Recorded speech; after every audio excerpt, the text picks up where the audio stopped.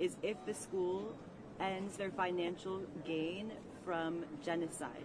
This is something that no educational university, no educational institution should ever be complicit in the massacre of people, of humans just like you. Again, to clarify, so this is open to anyone that wants to come here and protest? The encampment? Or is this students only? We need an answer on this. Who's in the encampment? It's a yes or a no, guys. It's mostly students. We do have guests on the outside, like politicians. We do have people that come visit, they come to see, and they leave. Okay. And But you it is understand mostly there's a safety students concern that for other students that you're inviting whoever. I find this distinction highly problematic that you're making between students and community members. Can you clarify the distinction? Yes, so this ties to Columbia University's complicity in ethnic cleansing in Harlem against the Black and Brown communities, where they attempt to expand all the way from 116th to 180th, where donors have made their investments in the Manhattanville project contingent on the building of a Columbia University facility in occupied Palestine in Tel Aviv, where Palestinian students themselves would not be able to attend this university given the apartheid of the occupation of Palestine. So this is something that intertwines us all. Columbia University must cease their settler colonialism in Harlem and in Palestine, and it is completely connected. And I will also, this is a protest for everyone. This is a multi-faith, multi-generational, multi-ethnic, multi-racial movement. We truly have everyone here in our larger movement. And what I will say is a reminder that Columbia is an open campus. I mean, the past week or so, it hasn't been for reasons that the university has made public. But this is an open campus. I have this question right here, and then I'll go to you. Over the last week, there's been a lot of talk here about safety and people being unsafe or insecure. Who has been, of the forces that have been here for the last week, the biggest threat to the safety of students at Columbia? Columbia University is the biggest threat to student safety as they kill their own students, family members in Palestine, and make billions off of this murder. Next question right here. How long are you prepared to stay at this encampment? We are prepared. How wide-ranging your demands are, and what would satisfy those demands? Is it a promise? Is it until all the guarantees are met? So we are here to stay until our demands are met. I can't make that more clear. Our main three demands are divestment, disclosure, and amnesty. Some might find that to be far-reaching. I actually think it is pretty simple and straightforward. We all do. And so until the university divests, discloses, and provides amnesty for all, we will not be going anywhere. It's just Next a technical question over here. Do you have a projected timeline? Going back to non-affiliates on campus, the university spokesperson said last night that student negotiators had committed to ensuring that only affiliates were on the lawn. Are you rejecting that commitment? Well, that was before the university threatened to sic the National Guard, which has known to be murderous towards student protesters, onto our encampment. So those are bad faith negotiations. I also want to note really quickly that the university, as Kai mentioned, has been CUID only, meaning they're only allowing Columbia affiliates for the past week. We don't control who comes on campus. The university does. The university controls who comes on campus. That's very important to know. I had a question back here. No? Someone had their hands up back here. Yes. In terms of like just how you guys are thinking tactically, have you thought about like what kind of language might be more or less helpful in terms of the chants, in terms of the ways that you're communicating what your goals and message are? And are there particular, there are phrases like River to the Sea, Globalize the Intifada, that I think have been, and also calling out Zionists that have been used and portrayed in kind of viral clips as examples of how this is actually very anti-Semitic what's happening here. So not so much in mainstream media, but I'm curious, how are you navigating that, and how are you thinking about the way that you're presenting your message in that environment?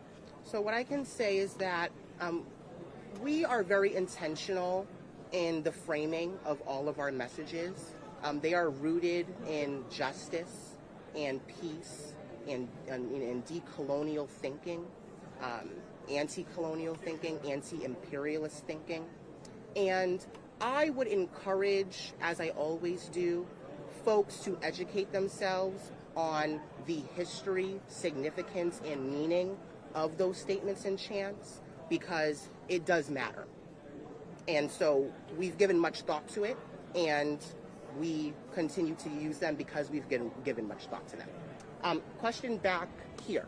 Yes. Yesterday, the High Commissioner for UNRWA, Philippe Lazzarini, at the UN, was asked what he thought about about the protest of those students. And he said, he understands your protest, but at the same time he said that if he had an advice was to have compassion for both sides, because he thinks that both sides, the one that are for the Palestinian, the one that are for the Israeli, don't show compassion for the other side. So what is your answer to Lazzarini, and do you, for example, here, do you have a talk, or do you have a discussion about the hostages, the Israeli hostages that are still in the hands of Hamas? So what I will say in response to that question is that we are a movement, once again, that believes in the liberation of Palestinians and the liberation of all. I think that, again, any politician or stakeholder or a member of any national, supranational organization that wants to comment on student protests should first directly engage with the students in the student protests in order to form a logical and valid opinion. Next question. Over here. I want to go back to the timeline of these negotiations. So by midnight, President Shafiq had released an email saying that the negotiation deadline was midnight. And then we got a comment from the university spokesperson at 3 a.m. talking about these commitments. But then you're saying that this happened in bad faith because the university had already threatened to send a national guard. So I'm wondering when that threat was made, because I'm still looking through stuff. Well, what I will say in response to that is I think that last night there was a lot of information being thrown around, and I think it was intentional. And that is what we've been sort of getting at in terms of the bad faith negotiations that has been taking place between our student negotiators and the university. And so we can possibly get back to you on a timeline later. But that's all that we can comment on right now. Those are all the questions. This last question here. Do you have any sense that the university is prepared to meet your demands? And if not, do you have any timeline for how long you're prepared to stay here? Even, logistically, supplies, the people who are willing to stay. So we have a great network of people. Again, I mentioned earlier, this movement is very large, right? We have people from all walks of life. We have a very large network that has been supporting us and has voiced that they will continue to support us until all of our demands are met. I understand what your question is getting at, and it's been asked by other people. And so I will say this to close our press briefing. We are not going anywhere. We are not going anywhere until our demands are met. Thank you so much, and I hope to see you tomorrow at 2:30 for our next press briefing. Thank you, everyone. So we will be transitioning into interviews now. Please come see us, the people that were standing up here for the past half an hour, if you need one-on-one interviews, and we will try to find that for you. If you do not need interviews, then we ask that you please not crowd this space, and wish you an amazing day, and hope to see you tomorrow. Thank you. I'll take a one-on-one. I got one. Yes.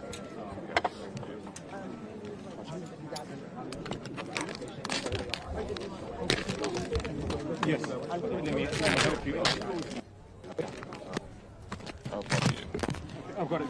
Oh shit! I got you.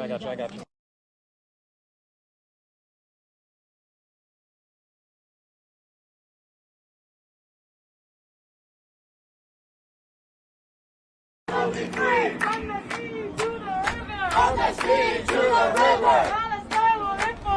Palestine will live forever. From the sea to the river. Palestine will live forever. Say it loud and say it clear. We don't want students, you make us proud. Say it clear, say it loud. Students, you make us proud. Free, free Palestine. Free, free, free Palestine. Free, free Palestine. Free, free, free Palestine. Intifada, intifada. Long live the intifada. From New York to Gaza. Long live the intifada. From New York to Gaza. Mobilize the intifada. From New York to Gaza. Mobilize the intifada. From New York to Gaza. We will not rest exposed. Divest. We will not stop. We will not rest exposed. Divest. We will not stop. We will not rest exposed. Divest. We will not stop. We will not rest exposed. Divest. We will not stop. We will not rest exposed. Divest. We will not stop. We will not rest exposed. Divest. We will not stop. Channel 5. Channel 5? Yeah. Local. Here, I'm gonna close. Those were my parents. So, what are you studying here? I'm a political science major here at Columbia. I'm a senior right now. And what's your name? Can you give me your name? My name is Batu. Okay, last name? Buyukbezci. Can you spell it for me, your name? Buyukbezci. Okay. So, what are your thoughts on the encampment first? I think that it is a right to protest. I think that individuals who have a specific view of the current conflict that's going on is completely fine. I think that students have a right to assemble and protest. So I think that the encampment itself is a rightful form of protesting. Granted, over the past few days, we have heard students from, who are Jewish students, students from Israel, sort of state their case, that there have been anti-Semitism cases on campus, which I completely condone, but I think that, you know, sometimes we tend to conflate the general sort of like individuals to a general specific agenda, conflating, you know, specific ideals, which tend not to be true. The whole point of this protest is that Colombia divest from military sort of investments with respect to the conflict in Israel, and that's the whole point of the protest. It's not necessarily against a specific group of individuals. It's not against a specific, you know, agenda per se. It's just to bring to light the fact that, you know, 34,000 individuals have been killed, and that the university right now is complicit in that. So would you say you're in support of the demonstration? I would say I am in support of that demonstration. I think that any individual, I mean, you can be pro-Palestine or pro-Israel, you do have a right to speak out.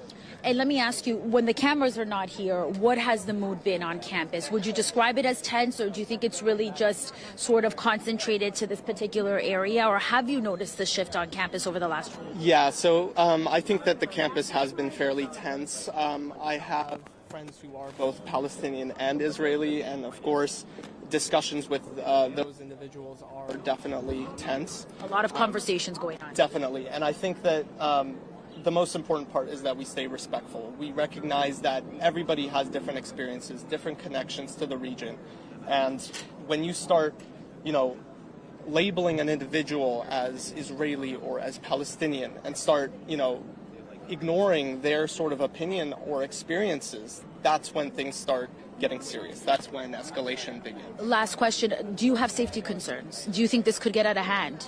I personally don't have safety concerns. Other individuals who may have different identities may.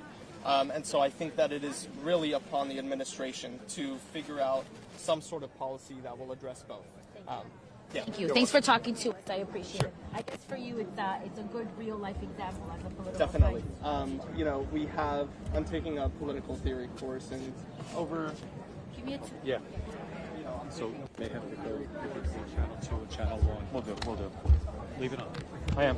There's a fine line, especially with the law, between what is considered hate speech and what is not considered hate speech. Right. And I think that. Exactly. And so, you know, the issue is. My question. Over time, the protest has sort of evolved. Over time, I think that the protesters have come to limit their language that is anti-discriminatory or that could potentially be anti-discriminatory. Well, it's teaching moments for everybody. Exactly. And I think, you know, limiting those words is kind of important. But again, you know, every individual has different views. Somebody may be completely extreme on one end or the other, and that doesn't necessarily mean that the whole protest itself is extreme. What do you think right? of the housemaker coming today? I think that I'm sort of indifferent. I don't necessarily I sort of support the fact that he's here on a basis with a specific agenda to combat anti-Semitism, but I think that lawmakers more generally have some sort of hypocrisy, right? That hypocrisy was they are themselves sometimes anti-Semitic. There was that news article Behave yourself. She's watching the wildfires in California.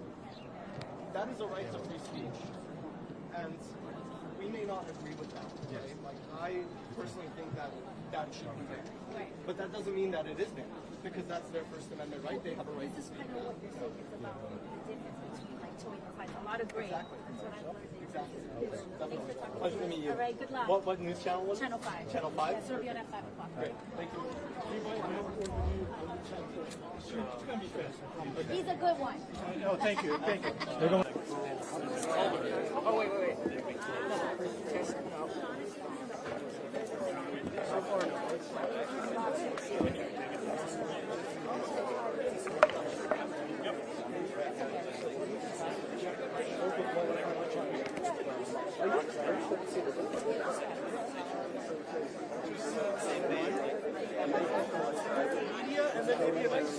Oh,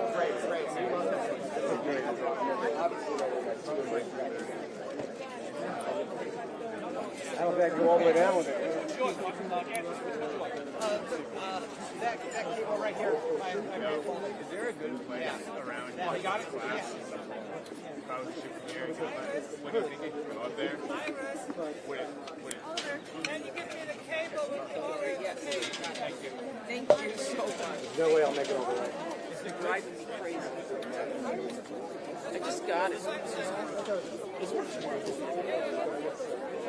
I got it on Monday.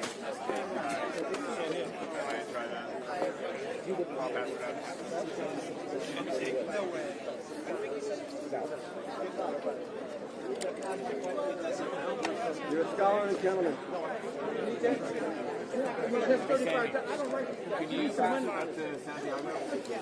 It's for a friend. Watch out for these cows.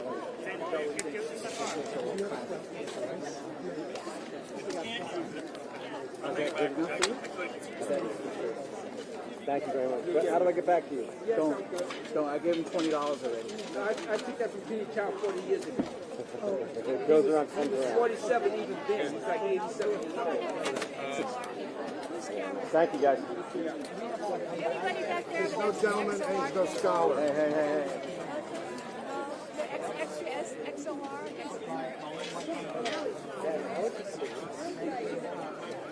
Cheers.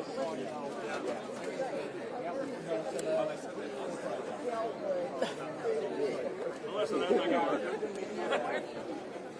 Right in line with it.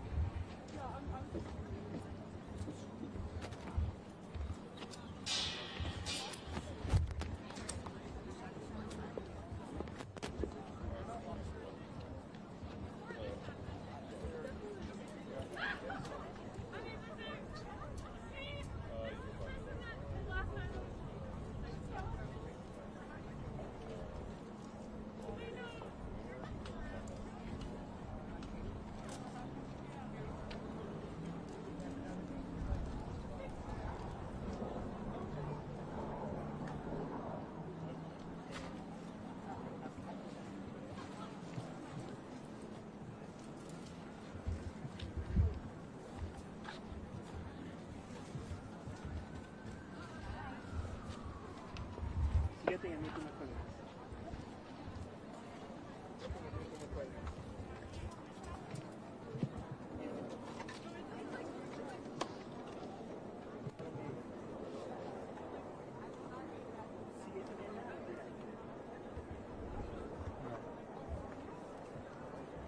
you guys want to get out of here? Yeah, because I want to try to get another. Yeah, there. We're live. I don't want to leave. I want to stay here. Give me 1 second. If we can get somebody. Boy, give me 1 second. Okay.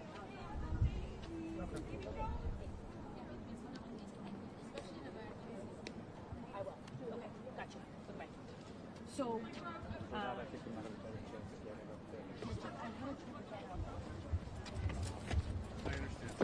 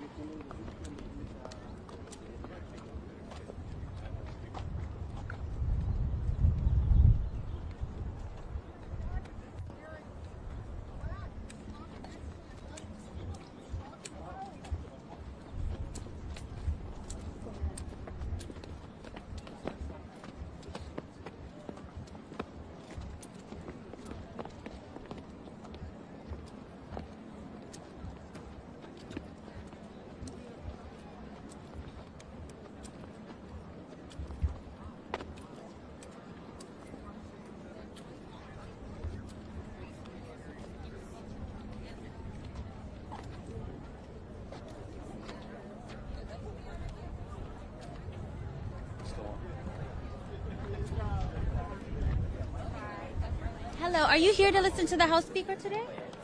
Yes. Are you a student here at Columbia? Yes. Can we just ask you, what are your thoughts on the encampment? I would prefer not to speak, but thank you. Okay, thank you.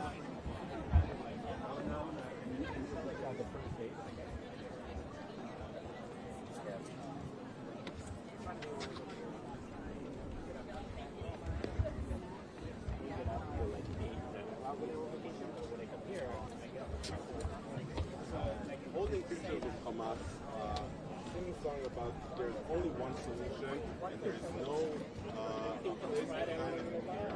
And basically leaves me from not walking here, I'm not walking here, wherever.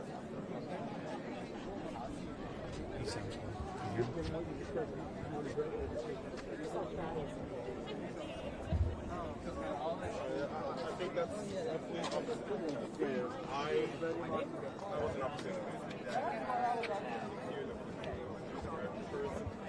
Our jobs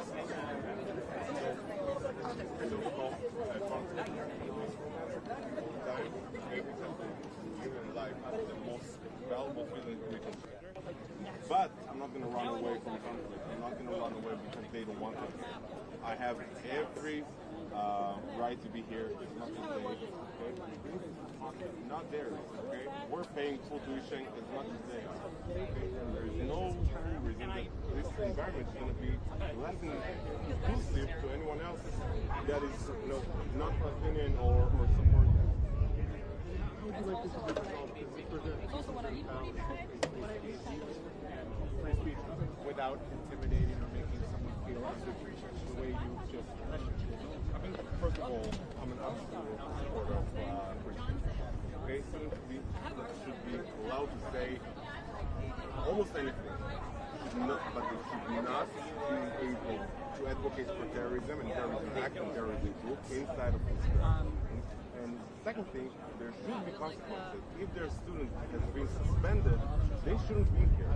Okay? If this protest violated rules or bylaws or whatever, they should be banned. Okay? It's okay to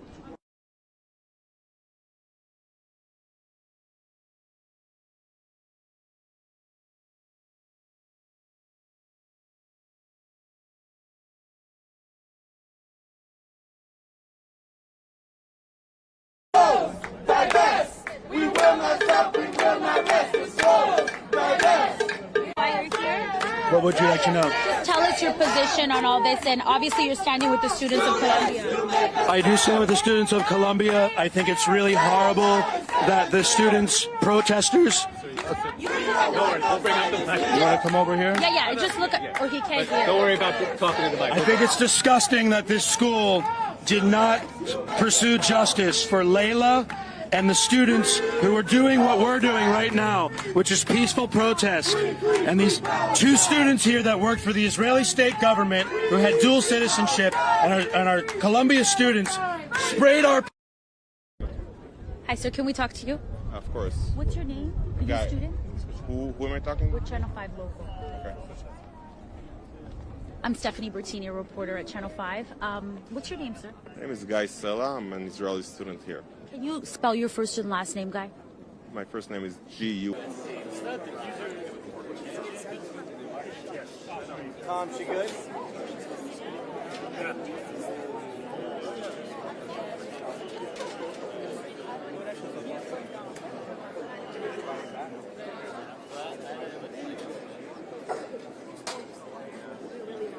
Very big picture. Your camera. Yeah.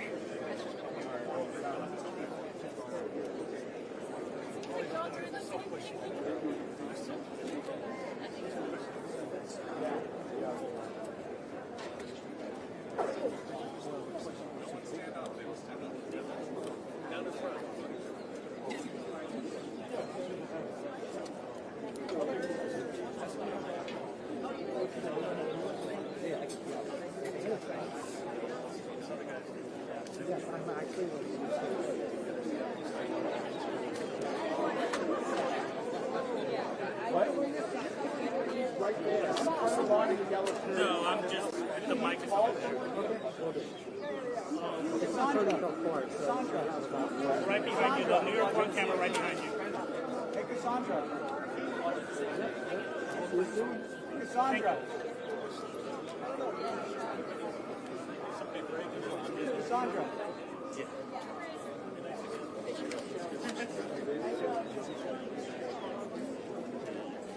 Hey, Cassandra. Yep.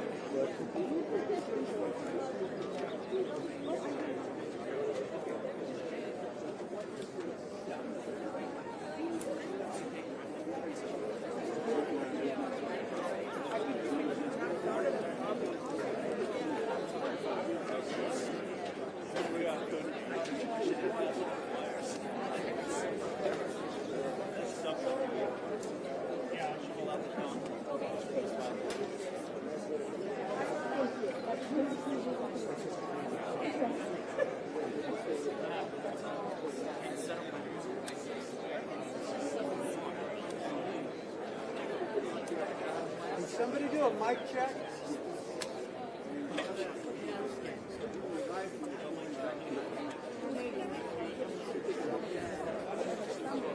Am I doing it? No, I have that.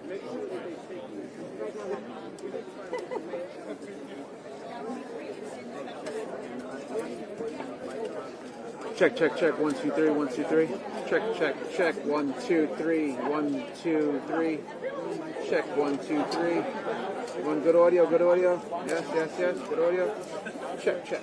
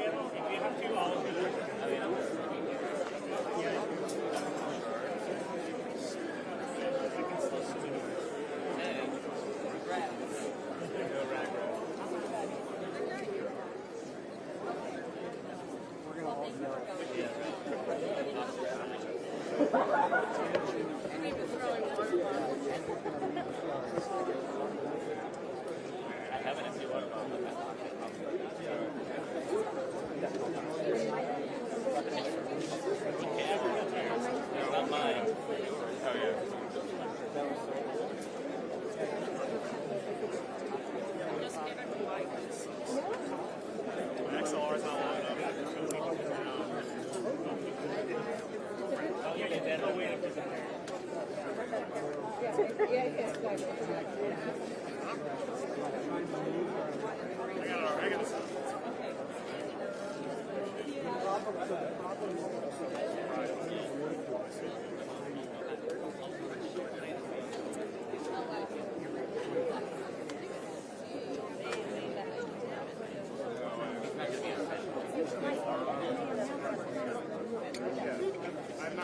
I've probably done it half as long as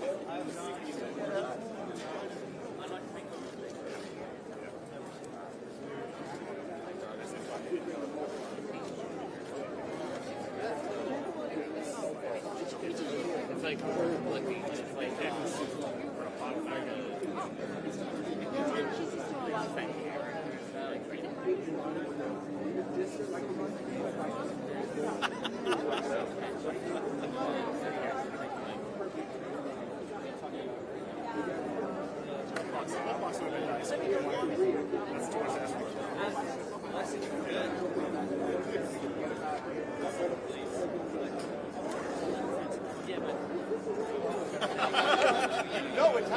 Testing 1 2 3 1 2 3 1 2 3 1 2 3 1 2 3 on 1 1 2 3 1 2 3. Okay.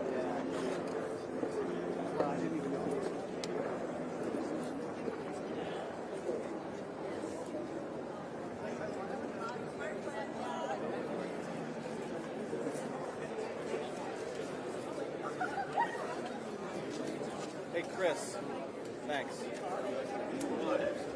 bringing me on. For bringing me on today. You're welcome. Only the best. We have zero audio. We have someone else. Instead of just more audio.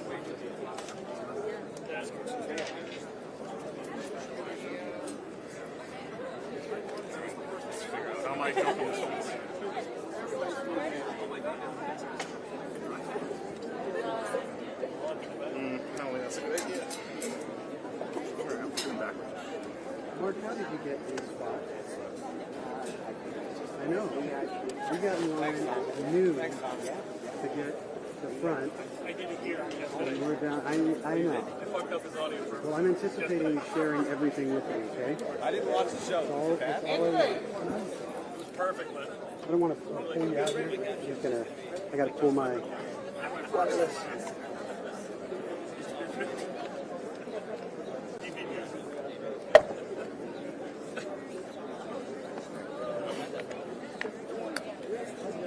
Where's the mic?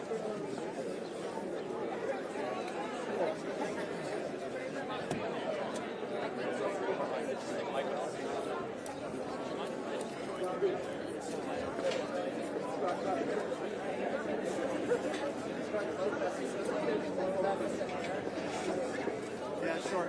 I can't even get on the fucking side of the fence. You want me to lower it? All right.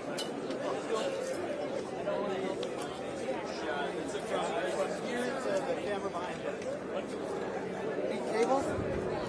Oh, perfect.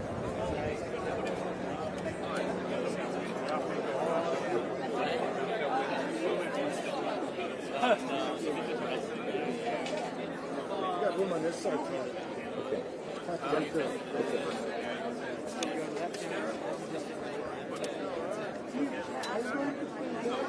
Testing 1 2 3. You got me? Testing 1 2 3, Bobby. You got me, Bobby? Okay. Both channels, right? You hear both channels? Okay, great. It's the headphones. Testing.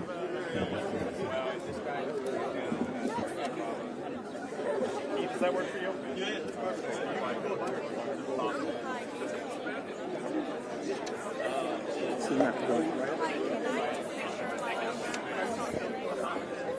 I think I'll be all right just like this.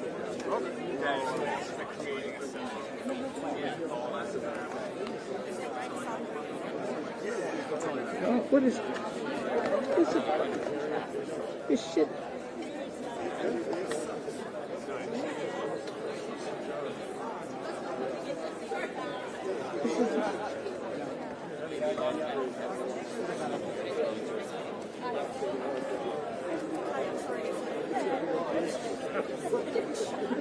This is the worst vice ever. You got the worst vice ever. The worst. It won't.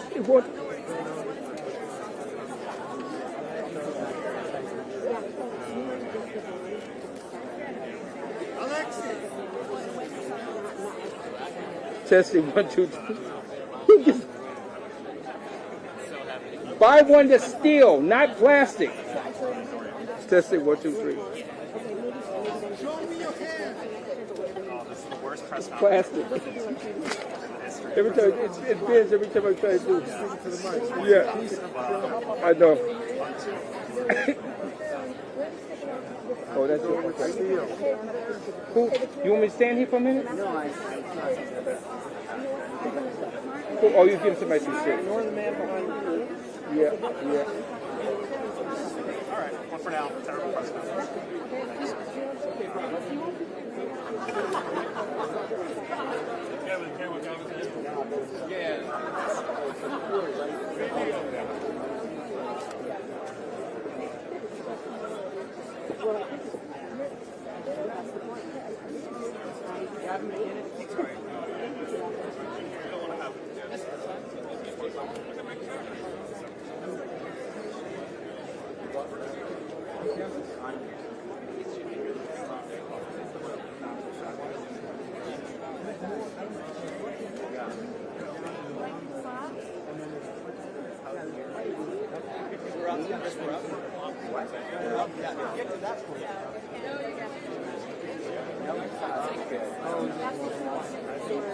What, big show business?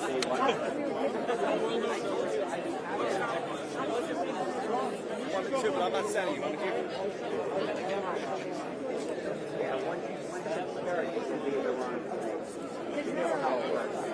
See it? How are you doing? 1 and 2. I don't know. A lot. How are you doing?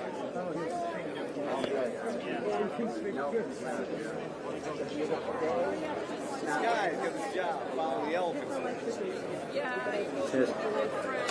Let's go up to the warm-up. I could.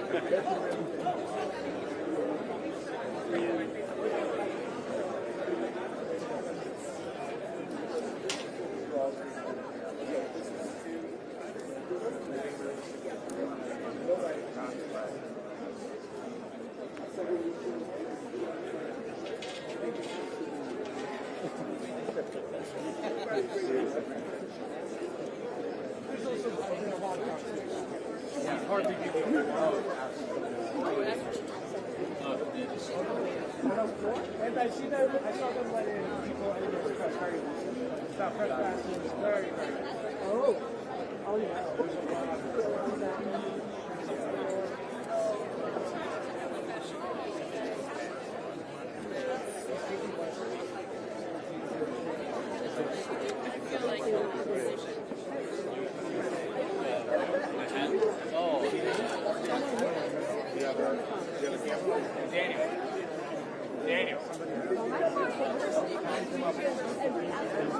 Daniel, what's that?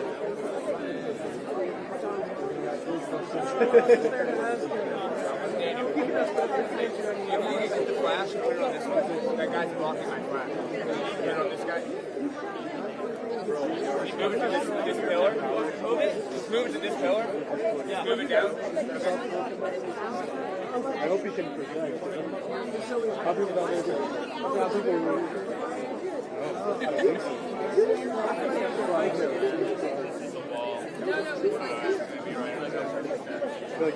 face it that way. Point it.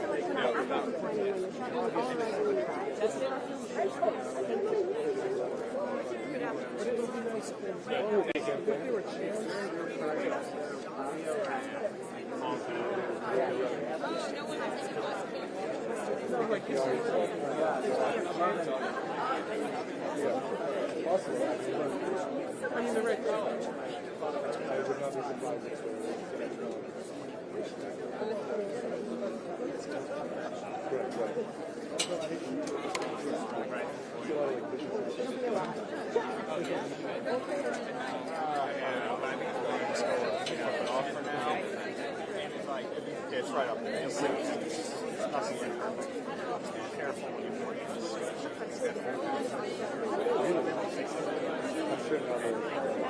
I guess they put it together.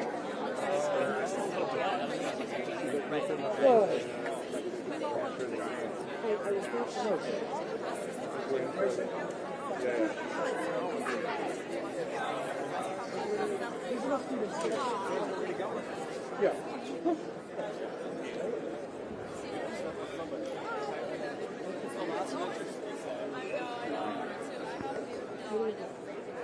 I shouldn't, but I feel like I need it.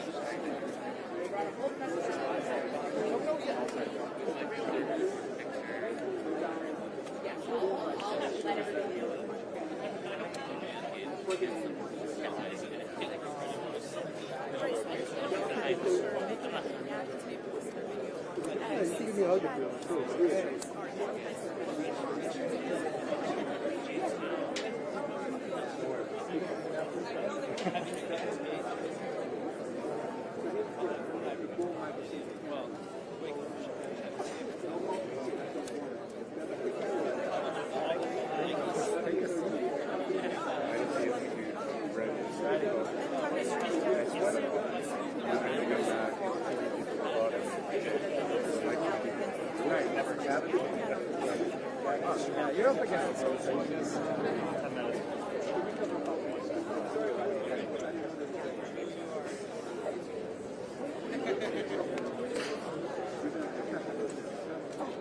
Okay, very good.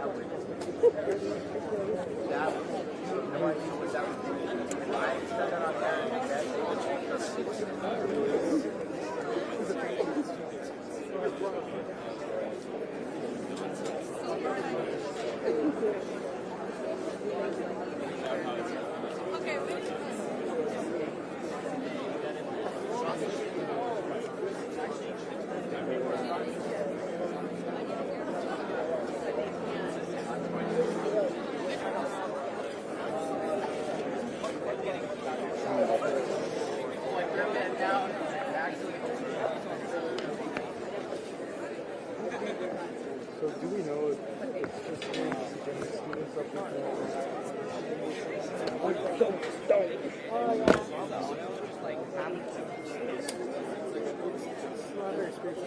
Yeah, maybe the same. Yes, wait. Huh?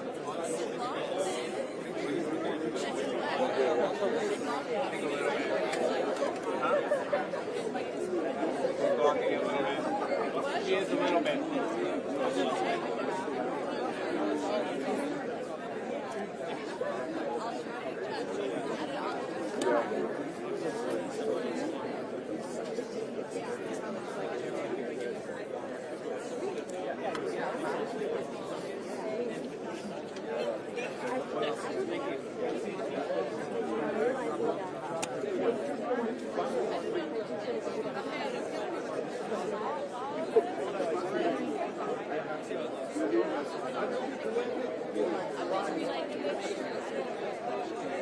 I was just going to say, that's perfect. You're perfect right there. You're perfect right there.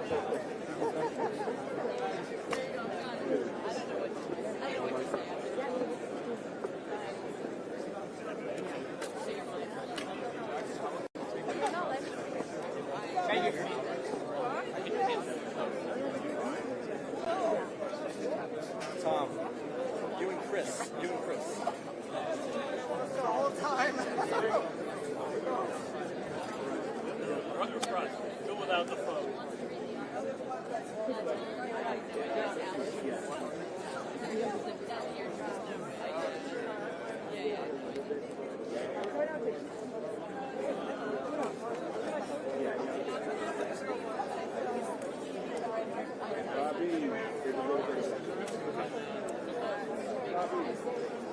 Get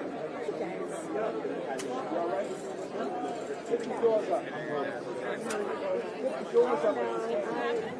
Get the doors up. Oh, the president of the school. Good? I clarified that, yeah. I think he's paying for his own. Okay. I think that'll be the first one he says. Or not the first, but I think he'll get it. Yeah. Or not, though. I'm already...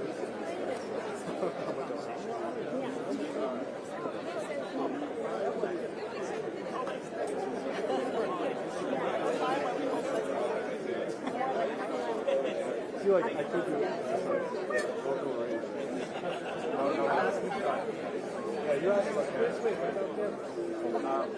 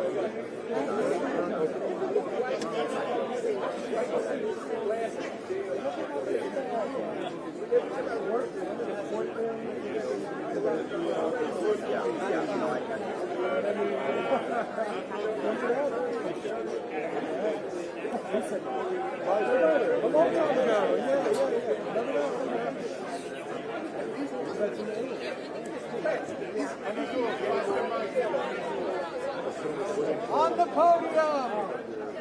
On the podium!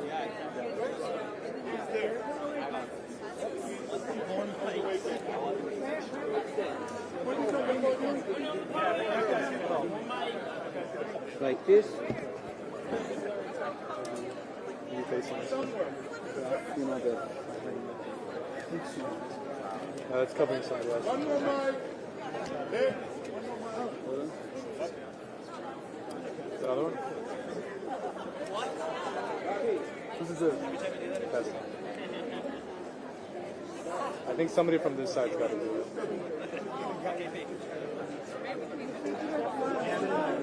You need to get something out of it? No.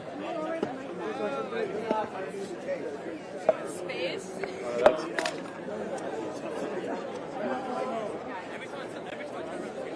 Whose is this?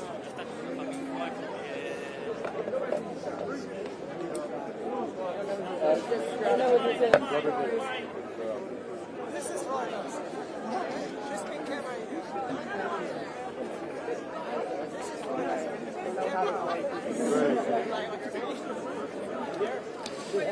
It's like playing like Jenga. I don't want to like drop anything.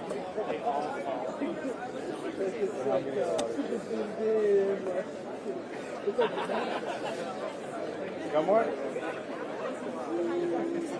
Like Jenga. Nope. That's why I see it works.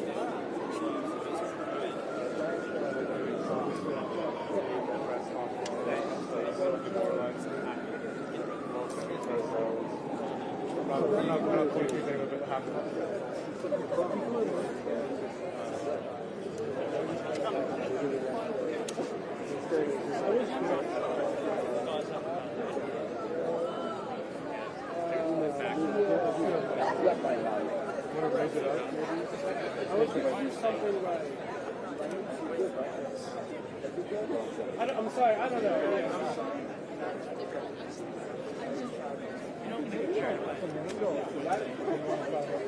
You get a good shot. I was scared somebody. No, he wasn't like walking right up.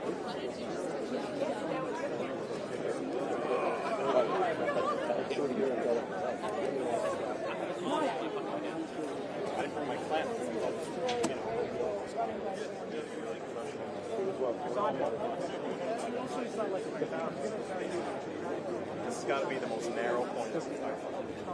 Also, there's a lot of actually, try to get out of that. I think the answer to that is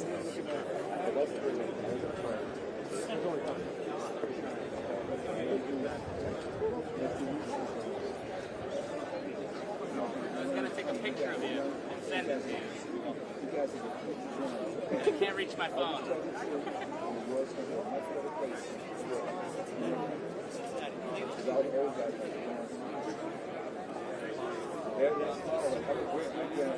got all my young grandchildren. I'm on your side.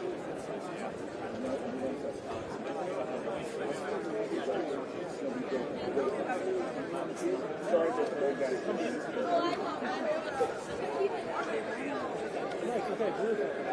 I'm 70. Oh, that's right, because I'm not right now.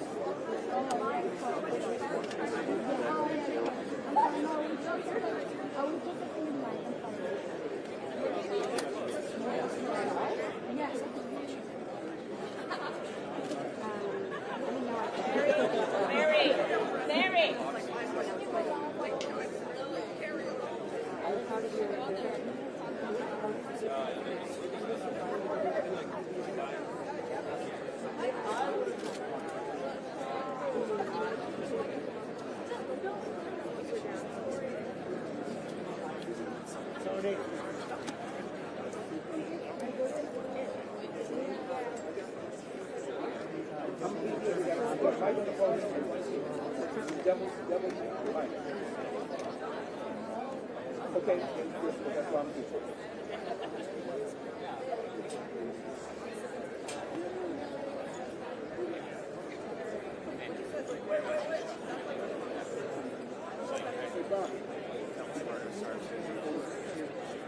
I think I'll do 2 mics. That's crazy.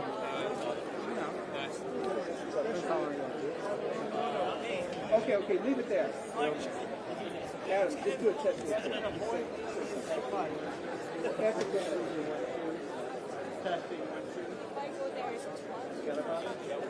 Oliver, am I okay? I'm going to show you where I'm going to be.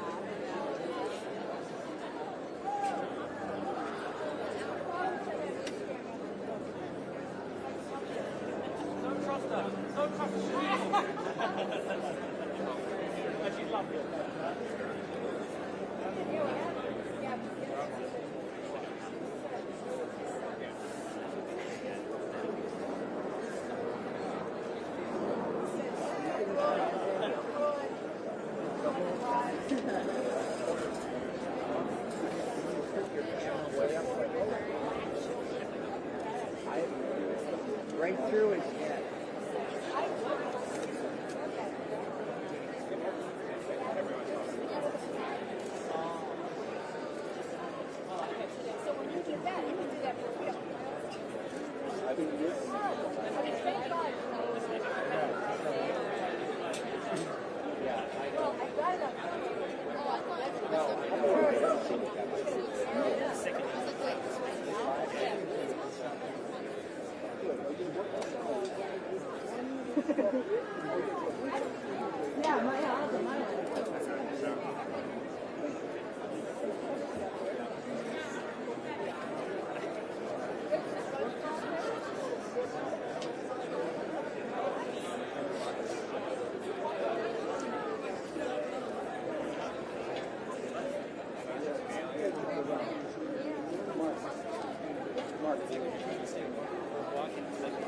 No idea.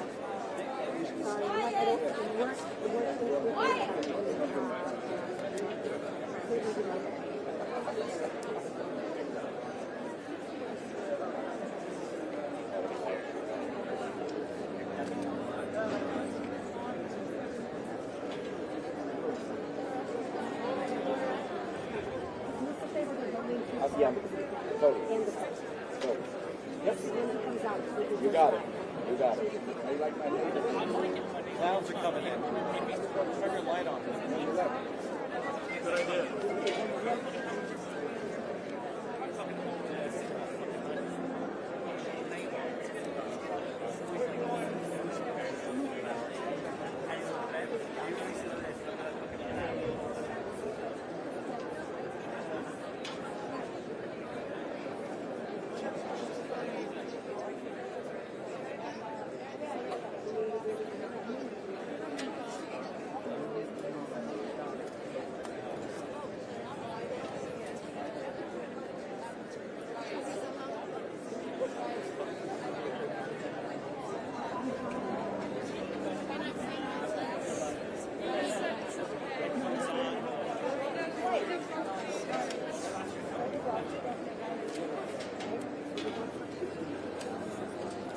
What about that?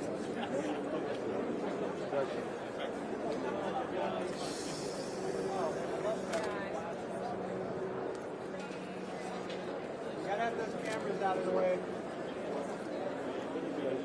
I'm at a conference.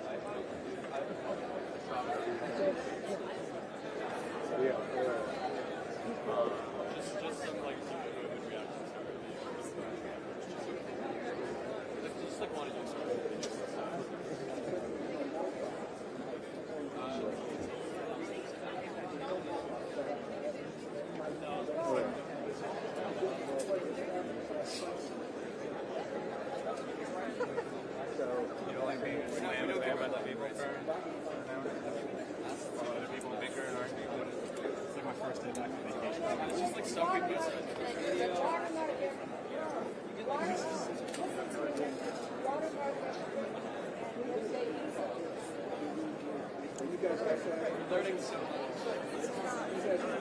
much. We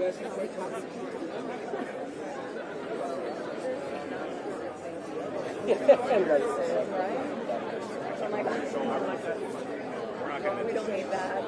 That'd be getting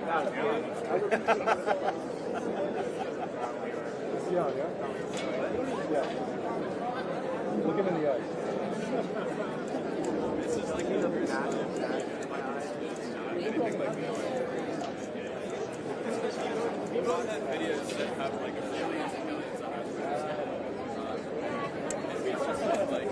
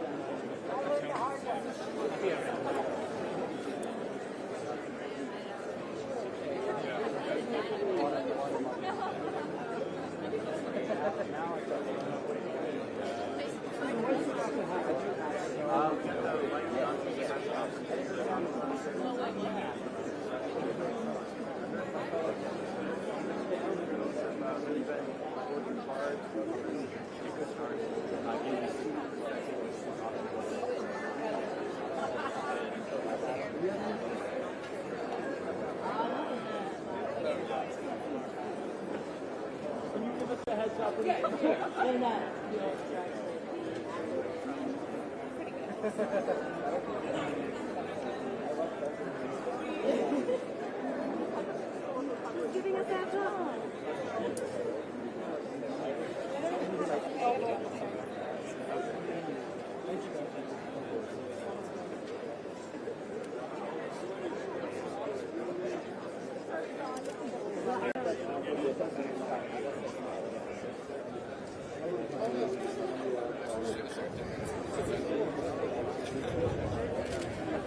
No,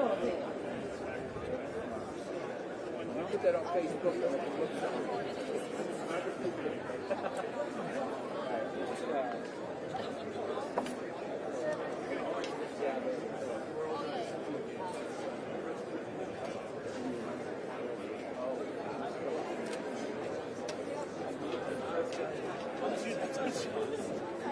I don't think he had it. So she came over.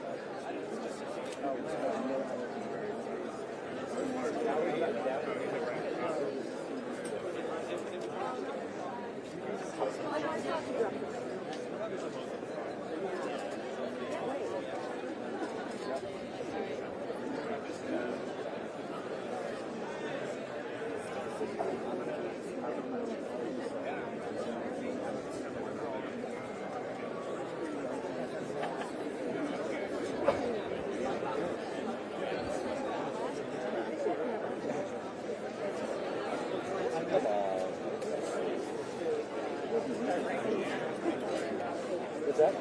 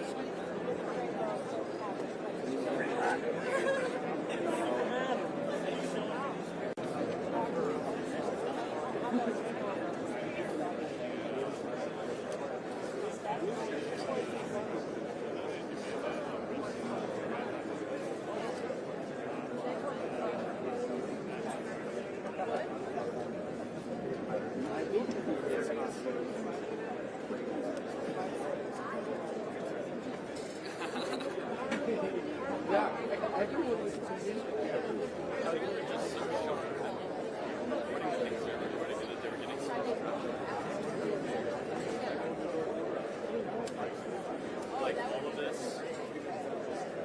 No, honestly, no. I didn't. I mean, I woke up on Wednesday. The campsite was out on the other one. And I saw it. I didn't think enough.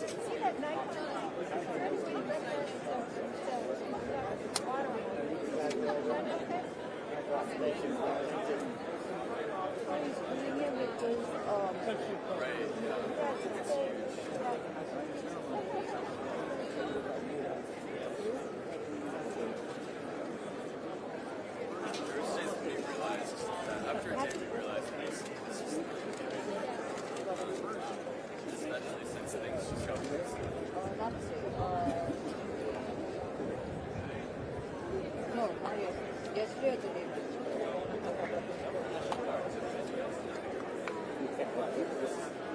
He's not even really desired.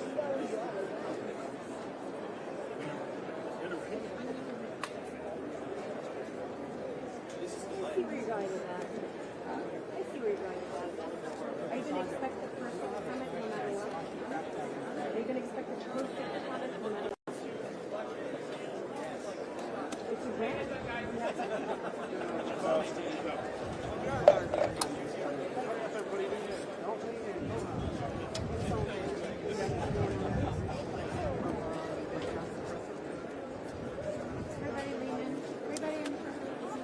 Stilly, down in front.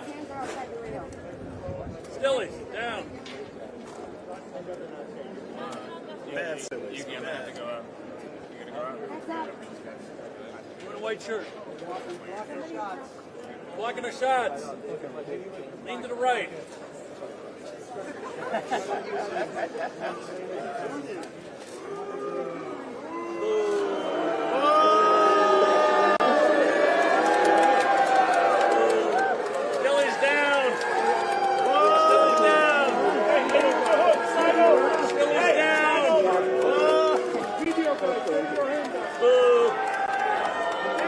So, thank you all for being here today. We have several members of Congress here, and we're here today at one of America's preeminent academic institutions on a very important day and a very important time. Throughout history, Columbia students have contributed to the great storybook of America's life and thought.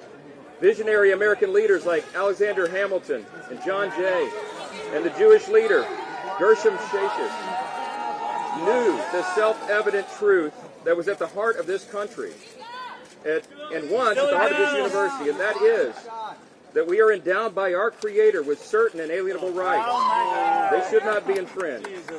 The founders and the great leaders who had come through this institution in the past believed in religious liberty. They believed in democracy. They believed in morality and virtue and the dignity of every human person.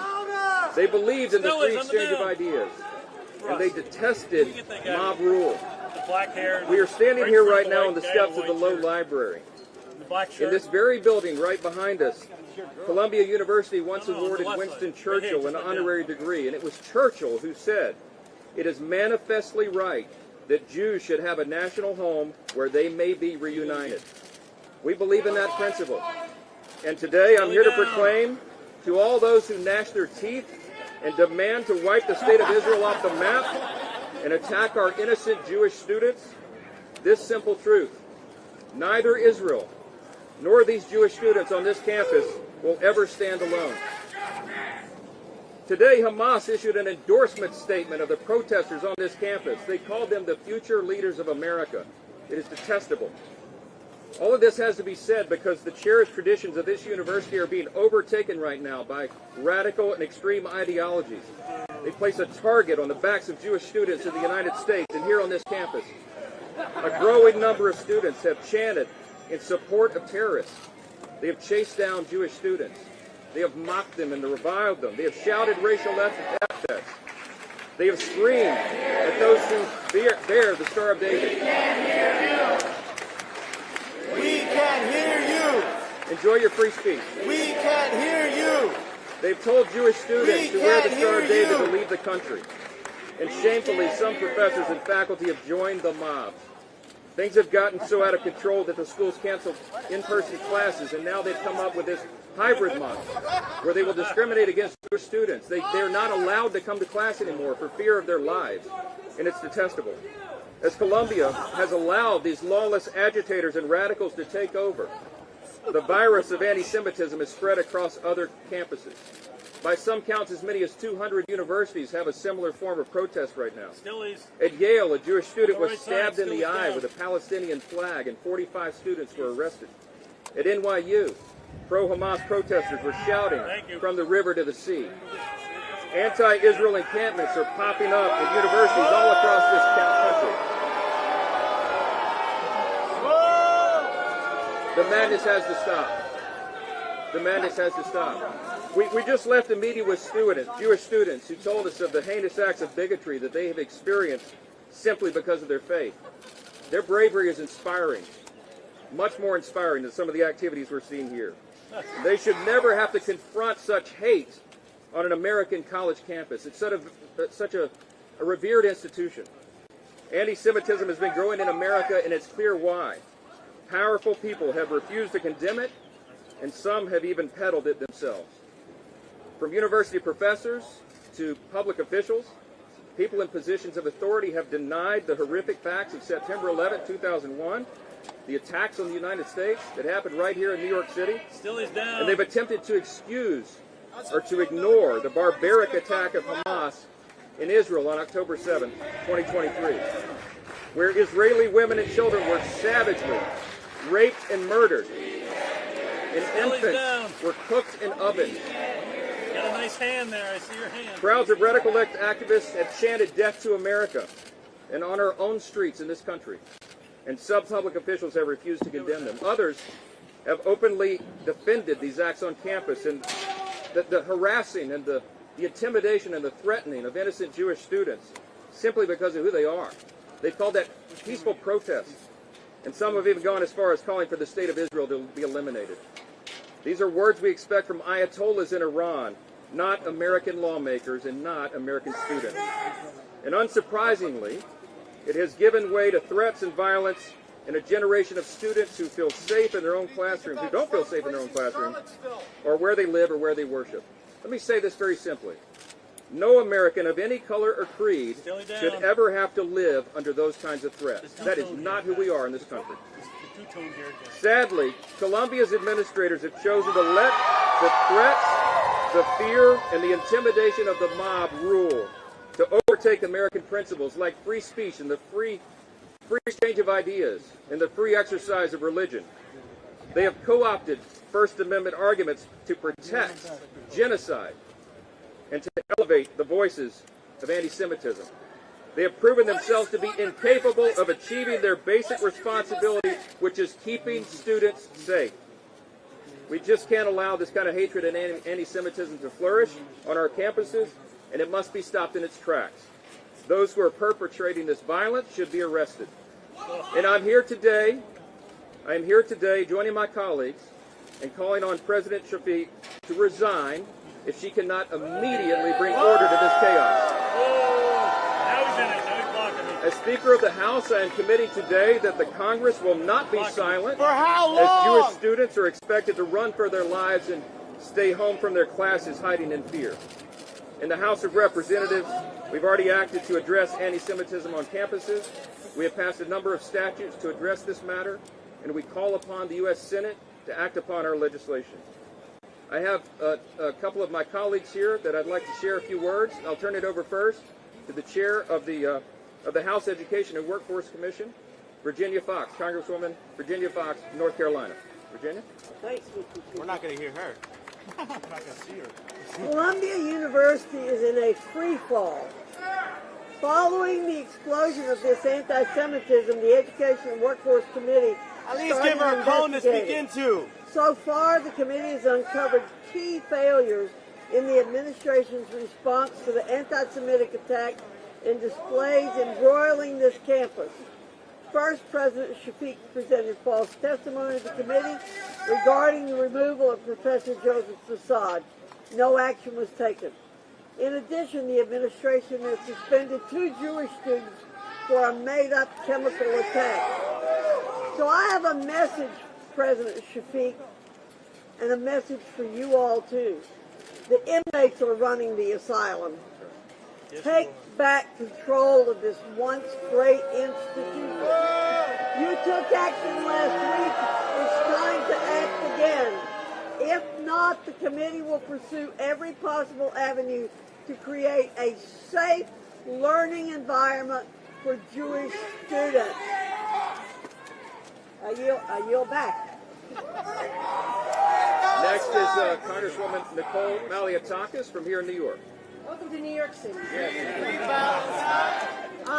Well, thank you very much for coming today. I'm so happy to welcome the Speaker to New York City, and we appreciate his leadership and coming here to condemn the anti-Semitism that has been allowed to fester on this campus. We just met with a group of students who told us that not only have they been bullied, but they've been, many of them, assaulted. They have been spat on. They have had to walk the halls of this campus to see swastikas painted. These are clear examples of anti-Semitism, and it's shocking to see that it's happening in the most diverse and welcoming city in America. It is truly outrageous, and it's clear that the president of this university cannot control the campus. She cannot and will not hold students who are doing these types of anti-Semitic activities accountable, and that she cannot keep the students who are of Jewish faith, who have paid a lot of money and have worked very hard to get to an Ivy League institution like this, that she cannot keep them safe. And that is why I join my colleagues in calling for her resignation. Thank you. Next, another congressman from New York, Anthony D'Esposito. Well, thank you, Mr. Speaker. If you are a protester on this campus and you are proud that you've been endorsed by Hamas, you are part of the problem.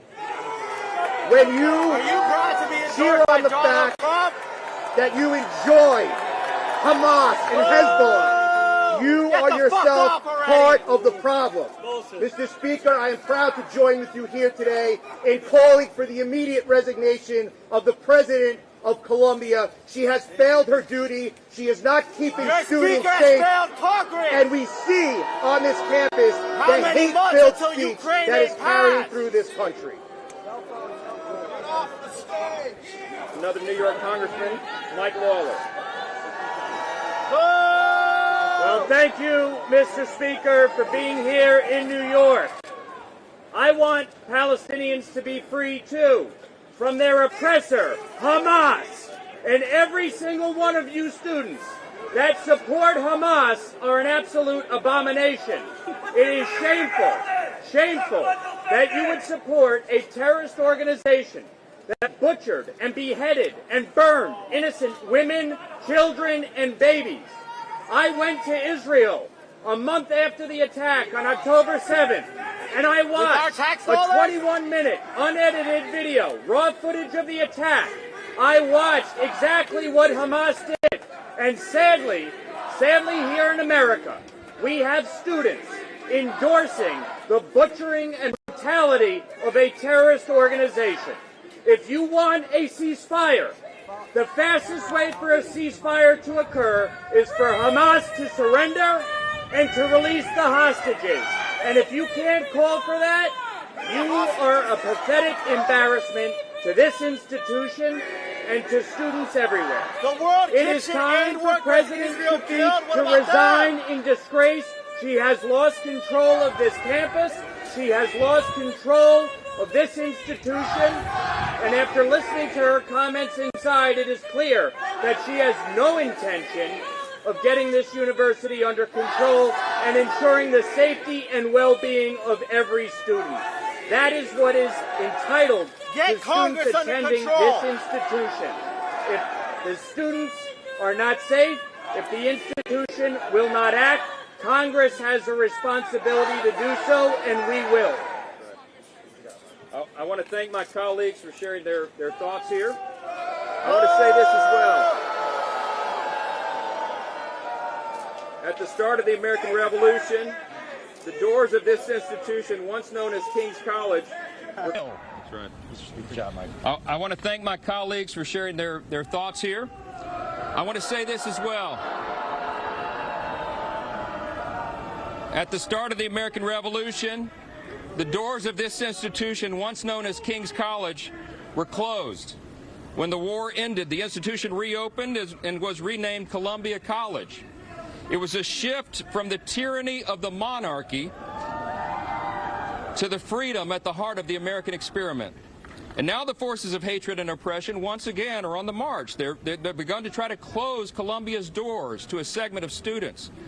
To every Jewish student listening to us, no matter where you are around the country, you have my word. The U.S. House of Representatives will do everything in our power to ensure that you are safe, you can freely practice your faith, and you can go to school, just like everybody else. We will punish those who have allowed this violence and bigotry to go unchecked. With that, I'll take a few questions. Have you spoken to Shafik directly? Have you got any meetings with her?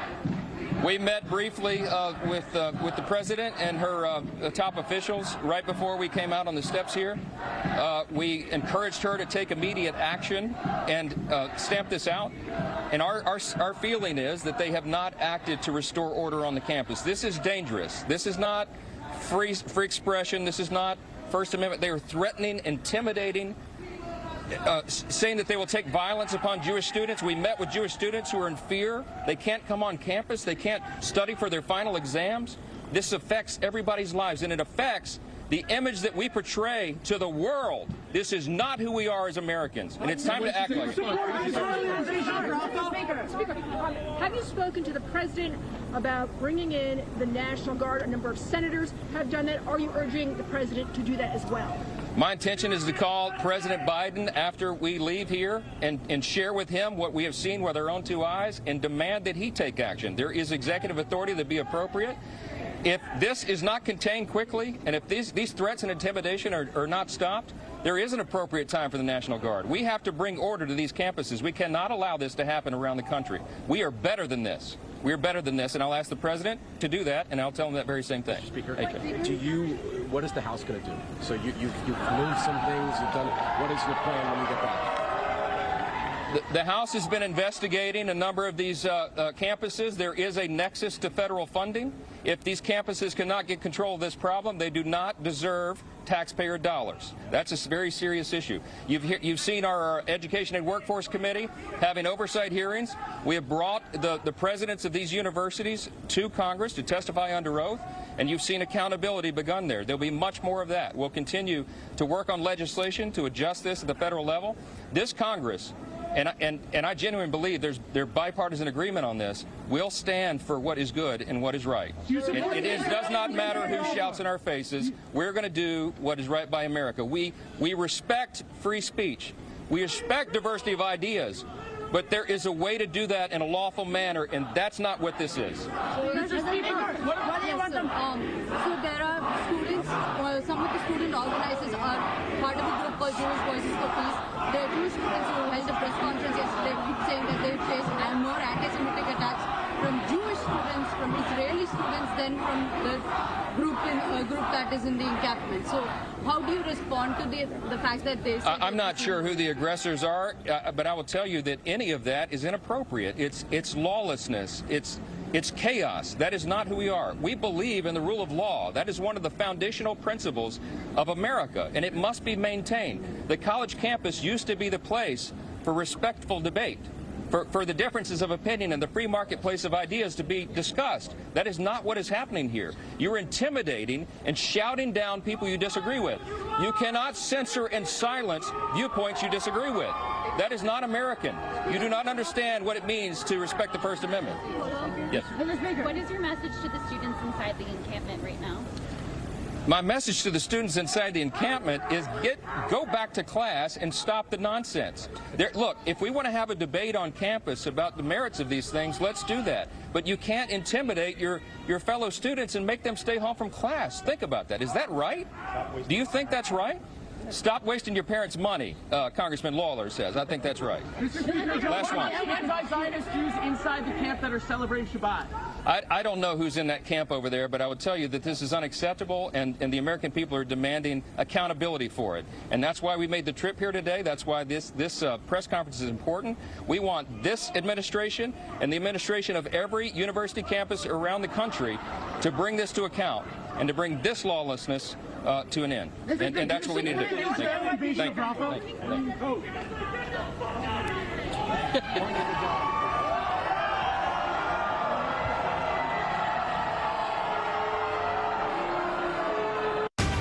University at the heart of New York City. Of course, some of what he says, of course, that the Columbia administration, including the president, they have not acted to restore order, and he is calling on the resignation of President Shafiq there if they do not get the campus in order as well. I do want to put up this tweet as well from Chad Pergram talking about this, saying the administration at Columbia, according to Johnson, have, quote, let the mob rule. So he also goes on to say Congress will not be silent. He is planning to meet or call with President Biden coming up about potentially the National Guard as well. Johnson says he met with the president there, asked her to take immediate action, saying this is dangerous.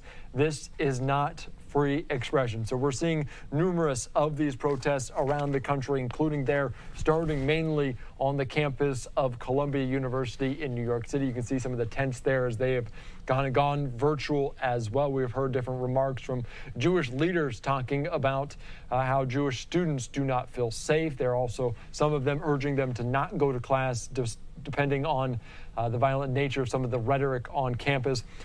Continuing on with some of these tweets from Chad Pergram, Johnson says he intends to call Biden and demand he take action in retaliation to protests, says it's appropriate to ask for the National Guard. So this is a major developing story we're following here on Live Now from Fox. Speaker Johnson there making those remarks alongside fellow lawmakers after meeting with some Jewish students. I'm Andy Mack. Let's slide away for a quick 2-minute break.